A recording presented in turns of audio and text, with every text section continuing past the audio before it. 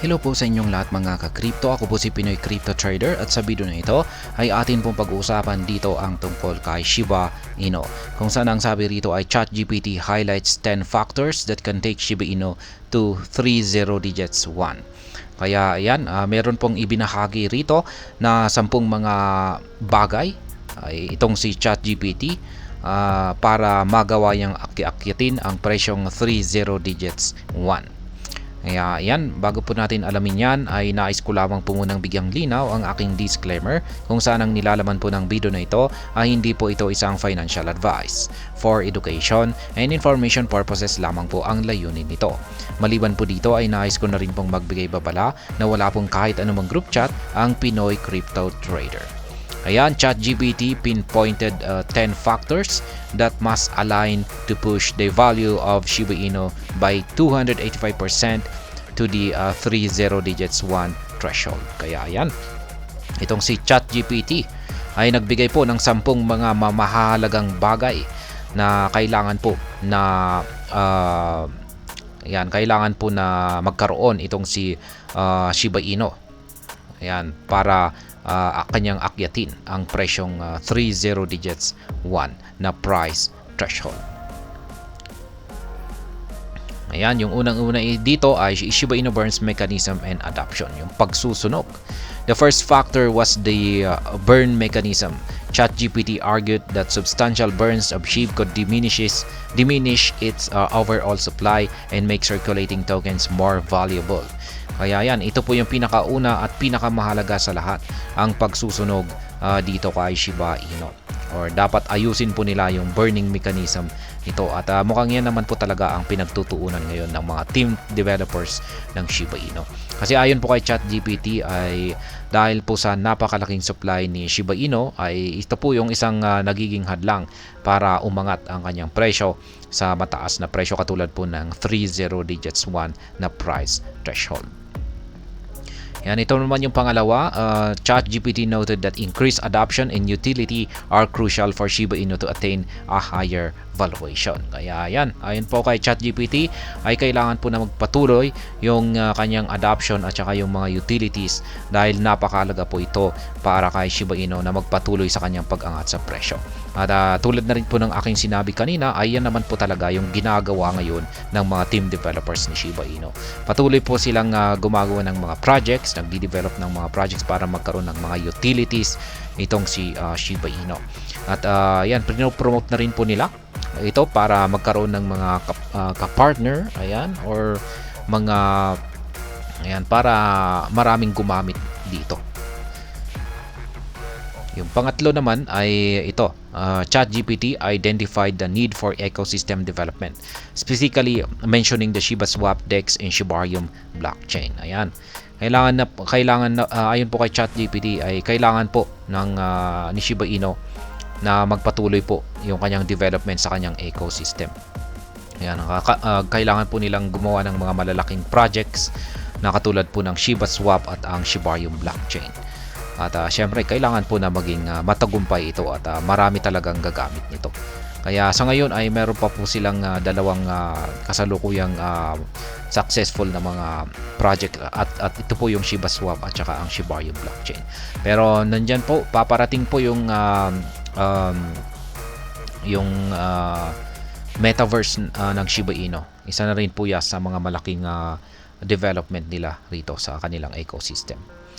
Yan, pang-apat ay the AI system highlighted the role of market sentiment and hype in propelling SHIB to 30 digits 1. Kaya yan, sabi niya rito ay mahalaga na rin yung market sentiment or yung parang kalagayan ni Shiba Inu base sa kanyang presyo. At syempre nakakatulong na rin yung pagka-hype dito. Ayan, para umangat ang presyo ni Shiba Inu sa presyong 30 digits 1.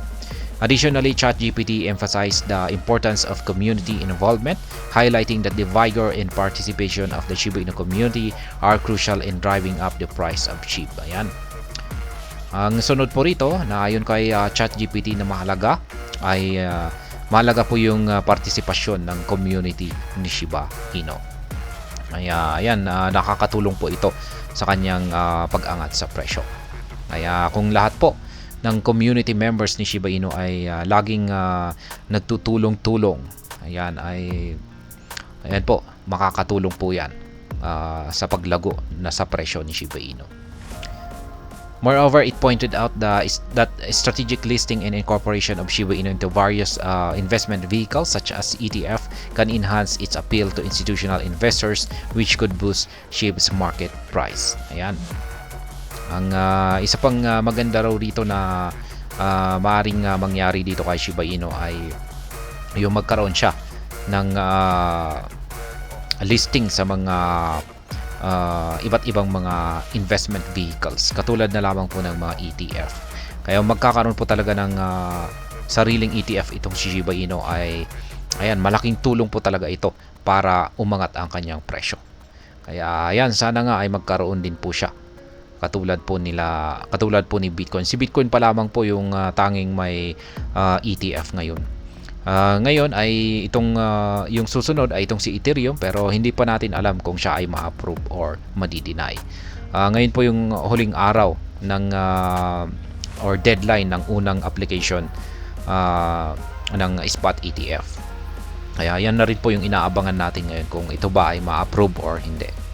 Pero ayan, siguro ay possible po ito na magkaroon na rin ng ETF itong si Shiba Inu, pero sa tingin ko ay baka medyo matatagalan pa ito. ChatGPT also observed that supportive regulations and definitive guidelines from government globally could cultivate a more appealing investment landscape for cryptocurrencies like SHIB. Yan, nakakaapekto na rin po yung mga regulations or ito po yung mga patakaran pagdating sa mga cryptocurrencies. Kaya kapag yung mga patakaran na ito ay medyo pumanig sa mga cryptocurrencies at makakatulong na rin po ito para magkaroon ng appeal ang mga cryptocurrencies na katulad ni Shiba Inu. It acknowledged that macroeconomics elements such as inflation rates, interest rates, and overall global economic health have the potential to direct movement of funds into the crypto market, thereby impacting SHIB's price. Kaya yan, nakakapekto na rin ang kalagayan ng macroeconomics natin.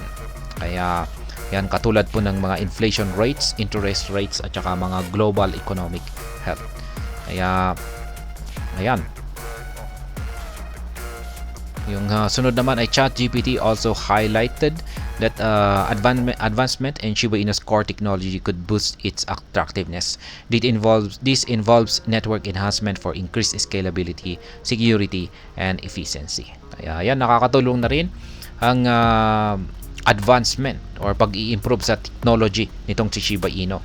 Para syempre kung pag hindi po naiiwanan yung kanyang technology ay syempre marami pong magkaka-interest dito. Kaya maganda po talaga kung talagang gumagamit po siya kung nagkakaroon ng advancement yung kanyang technology. At hindi po siya napag-iiwanan. Kasi yung pag nagiging advanced po siya ay mas lalong tumitindi yung kanyang scalability, security, at saka efficiency. Kasi yung pag hindi po siya nag-a-advance at nananatiling luma pa rin yung kanyang core technology ay madali po siyang mahack.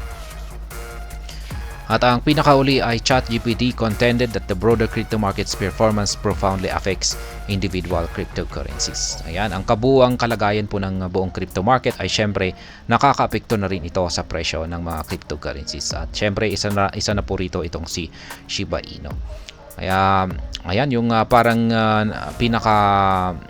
yung nakakaapekto po talaga rito ay syempre yung presyo ni Bitcoin. Kung umaangat po si Bitcoin ay umaangat din po ang buong cryptocurrencies. Pero pag bumabagsak ito ay syempre bumabagsak na rin ang buong cryptocurrency. Kaya yan.